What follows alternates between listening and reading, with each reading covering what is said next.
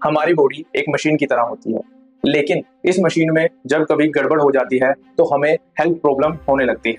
अचानक से अगर आपको लूज मोशन, पेट में दर्द और डिहाइड्रेशन महसूस हो तो आप क्या करेंगे? नमस्कार, मैं हूं डॉक्टर विवेक और आज के इस वीडियो में हम बात करेंगे एक ऐसे हेल्थ टॉपिक के बारे में जो किसी को भी कभी भी हो सकता है। तो देखते रहिए इस वीडियो को, क्योंकि मैं आपको बताने वाला हूं ऐसी डिटेल्स जिससे आप इस बीमारी का इलाज अपने घर पर भी कर सकते हैं।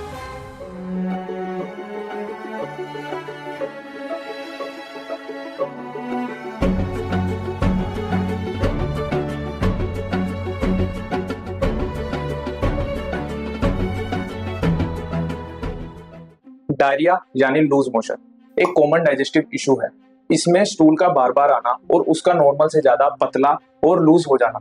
डायरिया के बहुत से कारण हैं, जैसे कि पेट में इन्फेक्शन हो जाना। ये इन्फेक्शन बैक्टीरिया, वायरस और पैरासाइट से हो सकता है।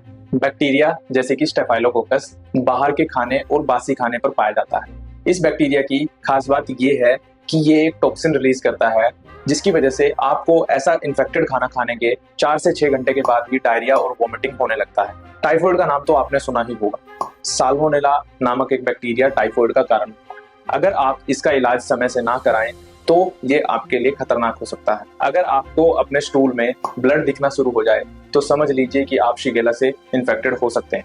अगर आपका पीने का पानी गंदे पानी से इन्फेक्ट हो जाए तो आपको कोलरा होने के चांसेस बढ़ जाते हैं। ई कोलाई एक ऐसा बैक्टीरिया है जो आपकी गट में नॉर्मली मिलता है, लेकिन कभी कभी ये बैक्टीरिया ओवरग्रो कर जाता है, जिसकी वजह से आपको डायरिया होने के चांसेस बढ़ जाते हैं। वायरल इन्फेक्शंस जैसे कि रोटा वायरस और नोरो वायरस ये बच्चों को इन्फेक्ट करते हैं, साथ ही साथ बड़ों को भी इन्फेक्ट करते हैं। पैरासाइट्स जैसे कि एंटामीबा और जियार्डिया ये भी आपकी गट को इन्फेक्ट करते हैं और डायरिया का कारण बनते हैं। फूड इंटॉलरेंस, कुछ लोगों को स्पेसिफिक खाने से एलर्जी होती है, जैसे कि लैक्टोज इंटॉलरेंस, इसमें आपको दूध से एलर्जी होती है।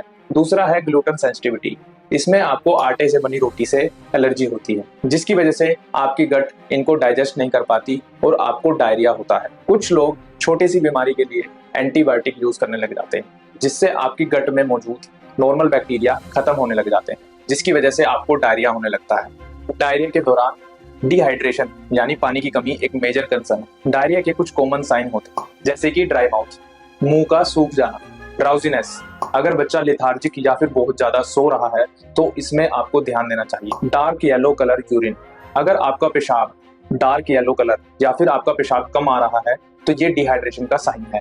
जब बच्चों की बात करते हैं तो उनके लिए सबसे बड़ा रिस्क है डिहाइड्रेशन। अगर आपका बच्चा डायरिया से पीड़ित है तो सबसे पहला स्टेप है ORS यानी ओरल रिहाइड्रेशन सॉल्यूशन बनाना। आप अपने घर पर ORS आसानी से बना सकते हैं।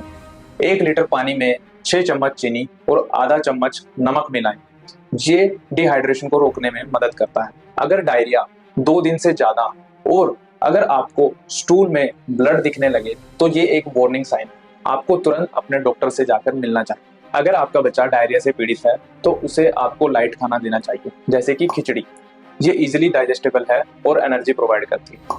बनाना, ये पोटेशियम का रिच सोर्स है और ये स्टूल को फॉर्म करने में मदद करता है। अगर हम अडल्ट्स की बात करें तो सबसे पहले हमें ये देखना होता है कि इसका कोज क्या है। ये एक फूड पॉइजनिंग है या फिर कोई वायरल इन्फेक्शन। जब कोई अडल्ट पेशेंट एक डॉक्टर के पास आता है तो हम सबसे पहले उसकी सिवियरिटी का असेसमेंट करते हैं। सीवियर डायरिया के कुछ साइंस होते हैं, जैसे कि आपको अपने पेट में बहुत ज्यादा दर्द महसूस हो रहा है या फिर आपको हाई फीवर यानी 101 डिग्री से ज्यादा बुखार है। अगर आपको माइल्ड डायरिया है तो आप घर पर ही अपना हाइड्रेशन मेंटेन कर सकते हैं। आप कोकोनट वाटर या फिर प्लेन राइस वाटर पी सकते हैं। ये हाइड्रेशन मेंटेन करने के अच्छे सोर्सेस हैं। मेडिकल ट्रीटमेंट में अगर डायरिया बैक्टीरिया की वजह से है तो आपको एंटीबायोटिक दिए जाते हैं, लेकिन वायरल इन्फेक्शन में ये काम नहीं आते। अगर सीवियर डिहाइड्रेशन के साइंस हैं, जैसे बुखार, चक्कर आना या फिर बेहोश हो जाना, तो आपको तुरंत मेडिकल इंटरवेंशन की जरूरत है। इसमें आपको अस्पताल में भर्ती भी होना पड़ सकता है। प्रिवेंशन की बात करें तो हाइजीन सबसे पहली लाइन ऑफ डिफेंस है। रेगुलर हाथ धोना, स्पेशली खाना खाने से पहले और बाथरूम जाने के बाद, ये बहुत ज्यादा जरूरी है। प्रोबायोटिक्स का इस्तेमाल भी बेनिफिशियल है। ये आपके गट के अच्छे वाले बैक्टीरिया को ग्रो करने में मदद करता है। आप घर पर योगर्ट या फिर प्रोबायोटिक रिच फूड जैसे कि दही इस्तेमाल कर सकते हैं। तो ये था डायरिया का कंप्लीट ओवरव्यू, बच्चों के लिए, बड़ों के लिए, और वो स्टेप्स जो आप घर पर फॉलो कर सकते हैं। डायरिया ज्यादातर केसेस में माइल्ड होता है लेकिन सीवियर डायरिया के लिए आपको तुरंत डॉक्टर से जाकर मिलना चाहिए। और अगर आपको डायरिया हो गया है तो आप मुझसे कॉन्टैक्ट कर सकते हैं। डिस्क्रिप्शन में दिए गए नंबर पर आप कॉल या मैसेज कर सकते हैं। मैं हूं डॉक्टर विवेक और मिलेंगे अगले वीडियो में एक नए हेल्थ टॉपिक के साथ जिसका इलाज आप घर पर कर सकते हैं। तब तक के लिए स्टे हेल्थी।